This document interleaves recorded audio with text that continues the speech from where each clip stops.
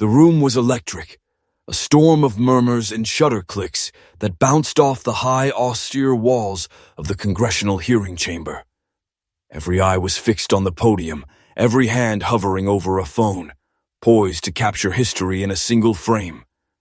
The tension was palpable, an invisible weight pressing down on the polished wood tables, on the politicians seated in their seats, on the staff hustling nervously in the corners. Cameras swiveled like predatory birds, each lens hungry for the smallest flicker of emotion. In the center of it all stood Jasmine Crockett, calm, composed, unyielding. Across from her, Stephen Miller, brimming with arrogance, scanned the room with a smirk that suggested he already believed he had the upper hand. The first interruption came sharply, cutting through the carefully measured cadence of her words. A second, sharper than the first. By the third, whispers and gasps rippled through the spectators. The fourth and fifth flew by, barely acknowledged by some, but Crockett remained a picture of restraint, her gaze unwavering, her voice steady despite the escalating chaos. And then came the sixth. The chamber seemed to hold its collective breath. Staff froze mid-note, reporters leaned forward, and the air itself felt taut, as though the room recognized the gravity of what was unfolding. Stephen Miller's interruptions were no longer just rude. They were a challenge, a gauntlet thrown at the feet of someone he assumed would falter. But Jasmine Crockett did not falter. She paused. Just a breath, a moment of silence that hung heavier than any word yet spoken. And then, with quiet authority, she delivered her seventh line. The words cut through the tension like a blade, sharp and undeniable, forcing every pair of eyes, every camera lens, every observer to acknowledge a truth that had been simmering beneath the surface. Dignity and composure would not be silenced. For a moment, even Miller's smirk faltered as the room collectively registered the weight of her response. Stephen Miller interrupted Jasmine Crockett 6 times in a row, but what she said on the 7th line left the entire room in disbelief. The echo of her words lingered, a promise that the confrontation was far from over. But before we reveal that game-changing moment, you need to understand exactly what led to this explosive exchange. This hearing was not just another routine congressional session. It was a battleground where the very values of justice, fairness, and representation collided with arrogance, intimidation, and old-guard political power. The topic at hand, immigration policy and civil rights, was already a tinderbox, capable of igniting debates across the nation. Every word spoken, every question asked, had consequences far beyond this chamber. Lives, families, and futures hung in the balance, and the nation's eyes were watching, waiting for clarity, for courage, for someone willing to speak truth to power. Jasmine Crockett had prepared for this moment with painstaking diligence. She understood the stakes not as abstract policy points, but as the lived realities of her constituents, immigrant families striving for security, children growing up in fear of arbitrary laws, communities denied the dignity and opportunity they deserved. Her commitment was not performative, it was deeply personal, a reflection of her values, her empathy, and her unwavering sense of justice. Every pause, every carefully measured phrase was an extension of that commitment. She did not speak for attention. She spoke for accountability. Stephen Miller, in contrast, approached the hearing as a stage to assert dominance, to disrupt, to prove superiority through interruption rather than argument. His aggressive tactics were designed to intimidate, to throw off his opponent, to control the narrative by sheer force of will. Each time he cut off Crockett, it was not merely a breach of decorum. It was a calculated display of power intended to unsettle, to undermine, and to distract from the substance of the debate. The room sensed it, the cameras captured it, and the spectators could feel the friction mounting with each intrusion. As the exchanges continued, it became clear that this was not just a clash of opinions. It was a test of character, a battle between integrity and arrogance. Every interruption brought the tension to a boiling point, a pressure cooker moment where patience, poise, and intellect were pitted against aggression and self-interest. Social media was already alive with speculation, commentators dissecting body language, tone, and timing. The audience, both in the chamber and online, felt the rising drama, compelled to witness which force, calm truth or loud disruption, would prevail. The stakes could not have been higher. A single misstep could be spun into political fodder, reputations could be tarnished, and public trust could be eroded. For constituents, it was a moment of validation or betrayal, a sign of whether their voices mattered or were drowned out by the theatrics of political gamesmanship. The outcome of this hearing had the potential to influence national discourse, shape media narratives, and become a reference point for civil rights advocacy for months, perhaps years to come. And yet, amid the growing tension, Jasmine Crockett's presence remained steady, a beacon of focus and resolve. She did not flinch. She did not rise to the bait. Every interruption was met with calm determination, a quiet resistance that made each subsequent intrusion feel increasingly futile. The contrast between her dignity and Miller's aggression sharpened the drama, making the audience acutely aware that this exchange was far from ordinary. It was defining. Every interruption brought the tension to a boiling point, and then the unexpected happened. To fully grasp the drama, we need to understand the villain behind the interruptions.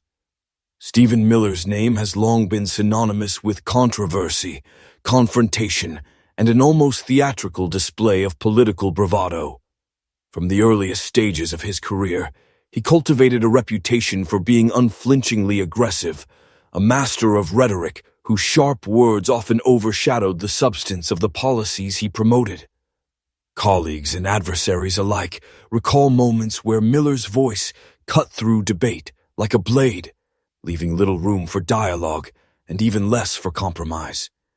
It was not just his arguments that drew attention. It was his method. A relentless, calculated insistence on dominating the room, on making others feel small, on demonstrating that the power of interruption could carry as much weight as facts or evidence. From high-profile committee hearings to closed-door policy discussions, Miller's style has remained remarkably consistent. He interrupts, he deflects, he sidesteps questions that might challenge him. He thrives in the theater of conflict, where tone, volume, and timing can be weaponized to obscure weaknesses and amplify authority. Critics have repeatedly pointed out that his confrontational approach often serves less to illuminate the issues and more to intimidate opponents, to assert dominance, and to command the spotlight. This pattern is unmistakable. The louder he is, the more control he believes he wields. Yet, it is not just the interruptions or the forceful delivery that defines him. It is the arrogance, the unshakable confidence in his own rightness. He rarely acknowledges missteps. Accountability, when required, is often delayed, deflected, or denied. There is a belief, deeply ingrained, that mastery over optics can override scrutiny over ethics. Public statements are crafted not merely for clarity, but for impact, designed to provoke reaction, generate headlines, and reinforce a persona that is both unyielding and untouchable. For years, Miller has walked into every hearing, every press briefing, and every debate with a sense of inevitability, as though the outcome is already his to dictate. His record is dotted with moments that would have humbled a lesser figure. Misjudged statements, viral gaffes, and confrontations with seasoned policymakers have punctuated his career. Yet the pattern persists. It is precisely this overconfidence, this insistence that force and aggression can substitute for reasoned discourse that sets the stage for potential downfall. History and politics is full of figures who, believing themselves invincible, underestimate the resilience and strategy of those they seek to overpower. Miller's arrogance, while formidable, carries a hidden fragility, one that becomes all the more striking when contrasted with a measured, disciplined opponent. In the hearing room that day, every gesture, every interruption, every sharp remark was consistent with decades of this approach. The audience, aware or not, could sense a figure operating on a well-worn playbook. Dominate, disrupt, and control. Yet the room's energy was shifting subtly with each attempted interruption. The cracks were almost imperceptible, but they were there. Pauses in confidence, a hesitation when met with unflinching calm, a flicker of surprise when resistance is not easily bowed. Emotional effect on viewers is deliberate. There is indignation, yes, at the audacity, at the disregard for civility and fairness. Yet that indignation fuels anticipation, a desire to witness how the relentless aggressor might finally be checked, how dignity could triumph over arrogance. Each instance of Miller's dominance builds tension, setting the stage for a dramatic counterpoint, for the moment when his pattern collides with someone who refuses to yield. But across the aisle, Jasmine Crockett's story could not be more different. Jasmine Crockett's journey to the center of that congressional hearing room was forged in determination, discipline, and a deep-seated sense of justice. Born and raised in a community where opportunity was often scarce and obstacles plentiful, she learned early that resilience was not optional, it was essential. Her upbringing instilled a profound empathy for those navigating systemic challenges, an understanding that policy decisions were not abstract concepts, but forces that could uplift or diminish entire communities. From her earliest days, she observed the ways in which ordinary citizens struggled to have their voices heard, and she resolved to become someone who could translate those voices into action, someone who could stand firmly where others might be ignored. Education became both a refuge and a proving ground. Crockett excelled academically, demonstrating not just intelligence, but curiosity and a tenacity that set her apart. Law and public policy became natural arenas for her ambitions, fields where she could combine rigorous analysis with moral clarity. She poured herself into her studies, navigating the complex intersections of law, civil rights, and social justice. Each late night spent poring over legal texts, each debate in the classroom or mock trial, sharpened not only her intellect, but her capacity for patience, for strategic thinking, and for delivering arguments with both precision and conviction. Her career in public service was a direct reflection of these values. From her early work as a legal advocate for marginalized communities to her eventual rise in political leadership, Crockett consistently prioritized the dignity of those she represented. She took on cases that others avoided, challenges that were complex and emotionally taxing, and she met each one with calm determination. Her colleagues admired her ability to navigate high-pressure situations without sacrificing integrity, and constituents came to trust her as a voice that could be relied upon, a person whose commitments were rooted in principle rather than performance. But Crockett's path was not without personal challenges. There were moments of doubt, of exhaustion, of navigating an environment historically resistant to her perspective. The political sphere, particularly in arenas dominated by aggressive and assertive personalities, could be unforgiving. She experienced firsthand the subtle and overt ways in which gender, race, and identity could become barriers, yet she faced these obstacles with steadfastness. Each challenge reinforced her resolve, refining a demeanor that was calm without being passive, firm without being combative, and unyielding in the face of provocation. This blend of personal experience, rigorous preparation, and unwavering moral compass positioned her uniquely for the hearing in question. Where others might be rattled by interruptions or provocation, Crockett had honed the ability to listen deeply, assess quickly, and respond strategically. Her calm presence was not a sign of hesitation. It was the embodiment of readiness, the quiet assurance that every word, every pause, every response would carry weight and purpose.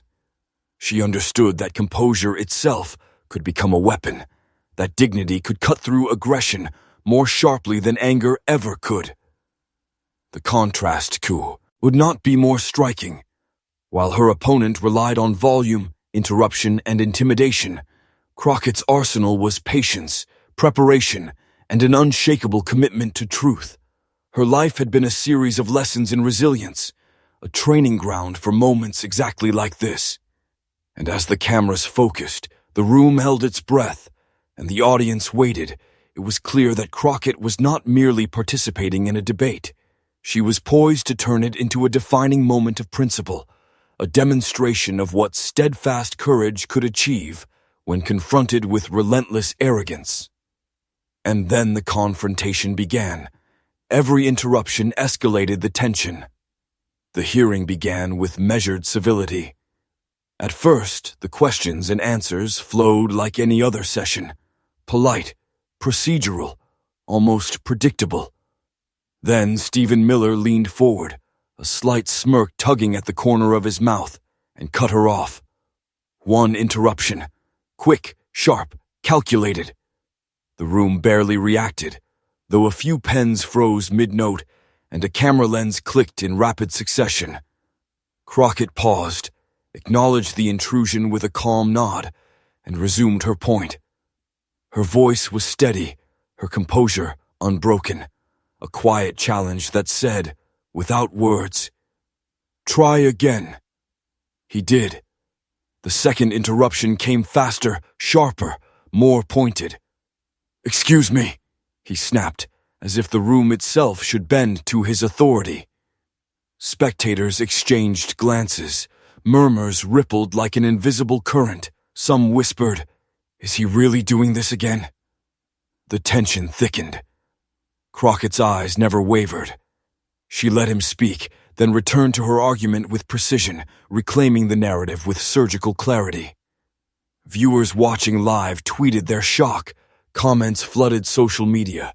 He cannot just keep cutting her off. She's too composed for this circus. By the third interruption, the pattern was unmistakable.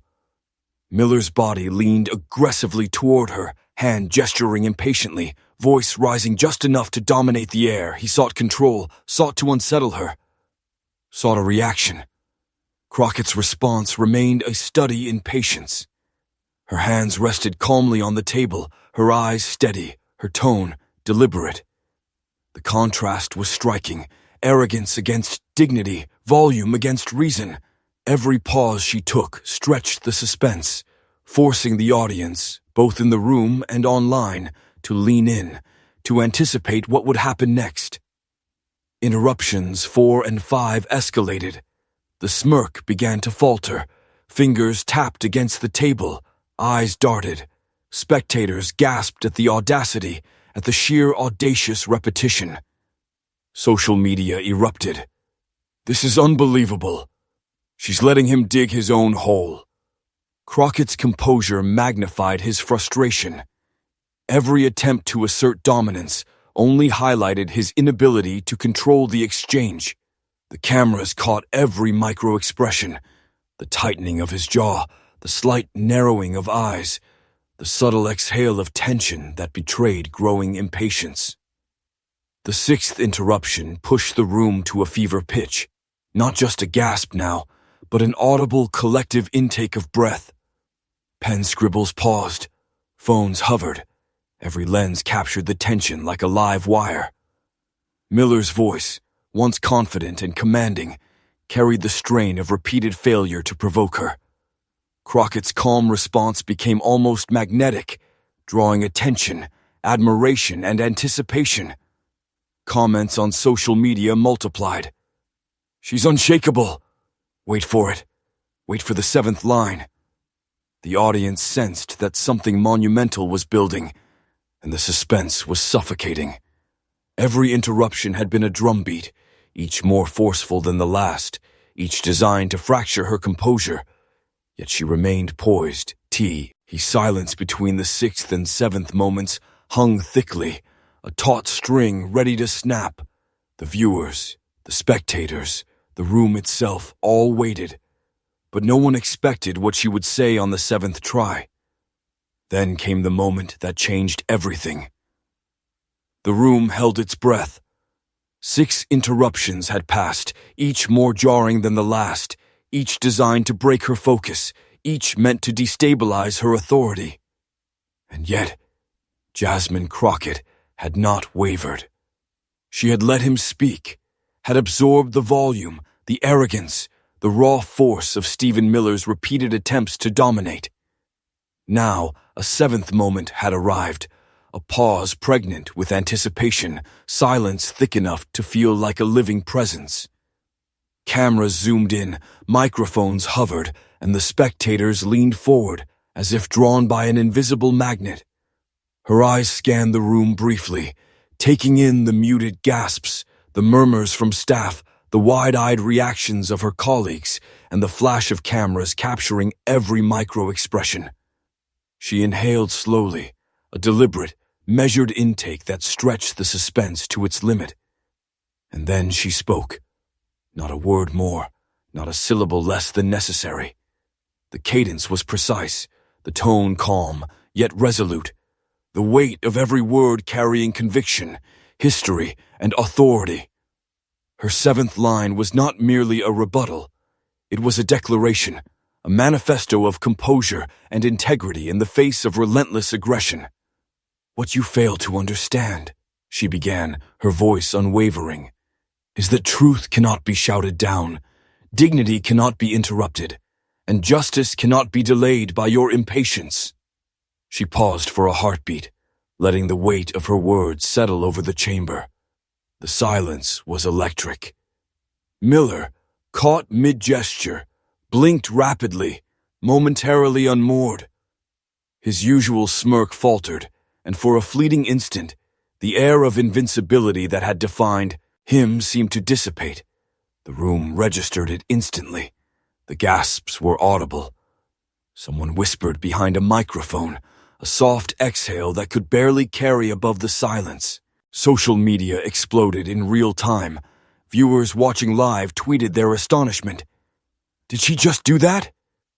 "Stephen Miller has no response. This is the level of composure we need in leadership." Memes began to take shape even as the words left her lips, clips looping her calm gaze, her measured delivery, the precise tilt of her chin. Commentators on cable and online news erupted, dissecting the moment, how she held her composure, how she turned every attempt at intimidation into a stage for truth. Analysts marveled at her timing, at the strategic brilliance that had transformed a potentially hostile environment into a platform of undeniable authority. Inside her own mind, Crockett remained fully present, fully aware. "They think they can interrupt me. They think they can unseat my confidence. But I am ready. I have prepared. I am unshakable." Her calm internal monologue became the invisible thread that held the tension taut, the invisible engine propelling her delivery. Every syllable was intentional. Every pause was calculated. Every glance, every breath, every inflection reinforced the message. Composure is strength. Arrogance is fragile. Miller's reaction crystallized the impact of her words. His hands, once gesturing with force, froze mid-motion. The smirk that had carried him through 6 interruptions now seemed hollow. A slight flush crept up his neck, the eyes narrowing in disbelief. He opened his mouth to speak, perhaps to interrupt, perhaps to reclaim the room, but no words came. The 7th line had created a momentary paralysis. The room absorbed it collectively. For the first time, the narrative was no longer his. It belonged entirely to her. Every detail heightened the microdrama unfolding. The subtle nods from sympathetic colleagues, the shifting weight of spectators leaning forward, the camera panning to capture Miller's silent shock, all contribute to a cinematic tension rarely achieved in political hearings. The seventh line was more than a response. It was the apex of preparation, courage, and moral authority meeting a challenge that relied solely on aggression. In the aftermath of her words, whispers filled the room. "Did she just shut him down?" someone murmured. Phones clicked, recording. Laptops typed furiously as journalists raced to draft headlines. Jasmine Crockett holds her ground against Stephen Miller. Seventh line stuns chamber. Social media hashtags began to trend immediately. Seventh line, #dignity wins, #Crockett stands. Comments poured in from constituents and viewers alike, praising the heroism, the strategic brilliance, and the unshakable composure displayed under pressure. Yet what made the moment so extraordinary was not just the words, but the effect they had on the room's energy. Miller, for all his force and aggression, had been rendered momentarily powerless. Crockett's steady gaze, her calm voice, the deliberate pacing of her statement transformed the confrontation from a series of interruptions into a masterclass in authority and poise.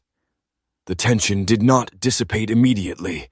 It lingered, reverberating through the chamber, into the cameras, and across the nation. Her seventh line became a benchmark for political discourse. It was analyzed, shared, and celebrated as an example of how preparation, patience, and moral clarity can outmatch aggression. For viewers, it was validation, civility, integrity, and truth could prevail. For Miller, it was a humbling reminder that volume and interruption cannot replace credibility and composure. And for everyone watching, it was a moment to witness a hero triumph, not with anger, but with clarity, courage, and restraint. With the hero's line delivered, the fallout was immediate. The hearing room may have quieted, but the reverberations of Jasmine Crockett's seventh line continued far beyond its walls. In that single deliberate statement, she reframed what had been a tense confrontation into a universal lesson. Dignity, patience, and truth, she demonstrated, are not abstract ideals. They are practical weapons in the face of arrogance and aggression. Every interruption Miller launched, every raised eyebrow and sharpened tone, became a mirror reflecting the futility of attempting to overpower integrity. The audience, both present and virtual, saw that strength does not always roar. Sometimes it waits, calculates, and lands precisely where it matters most. Crockett's composure offered a blueprint for resilience. Courage, she showed, is not the absence of fear, but the mastery of one's response.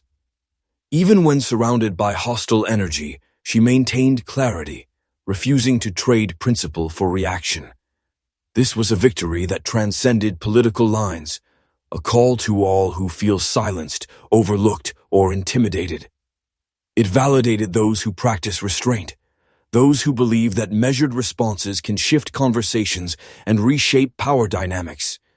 The room's stunned silence became a symbol of the enduring power of moral clarity. Her example extended beyond the confines of the chamber. Everyday conflicts, whether personal or societal, echo the same dynamics. Voices attempting to dominate, aggression seeking to intimidate, and truth struggling to be heard. Crockett's actions illuminated a path through such challenges. Respond with patience, speak with intention, and uphold dignity above all else. Civic responsibility, she implied, is not passive. It demands presence, preparation, and the willingness to stand firm even when every instinct might urge compromise or retreat.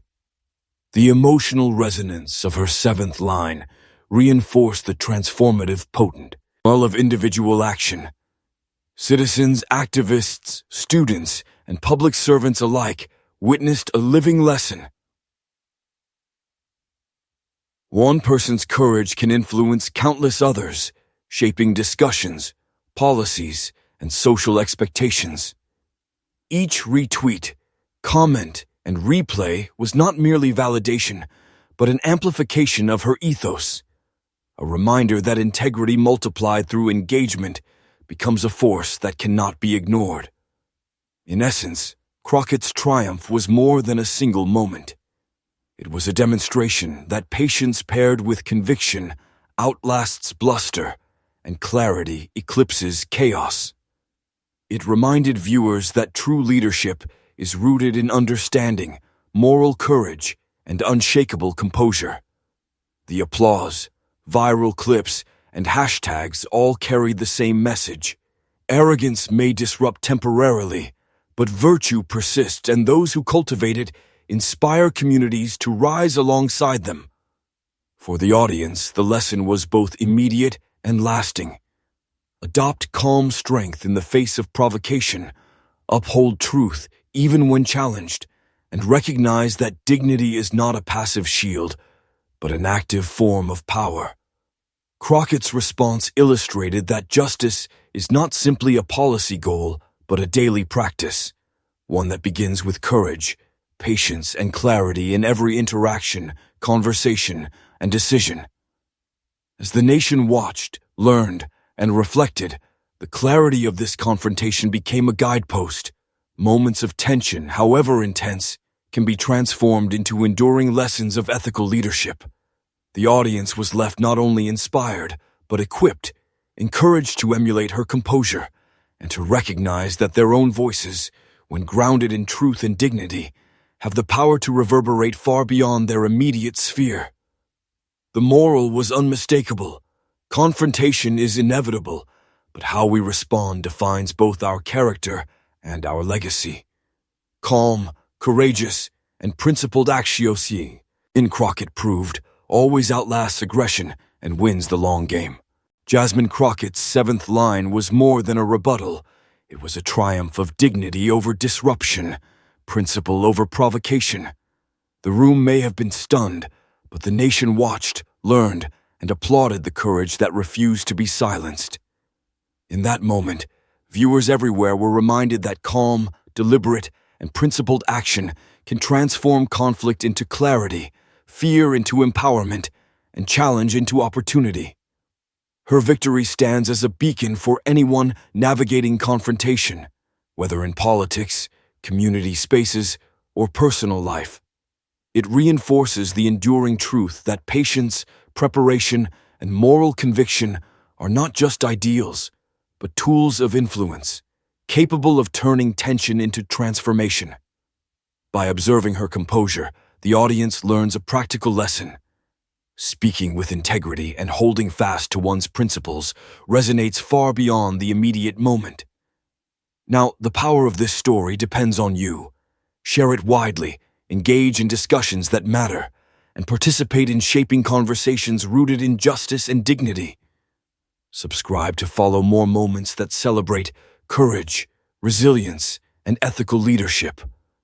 Comment, connect, and amplify voices that refuse to be silenced, because each small action contributes to a larger cultural shift.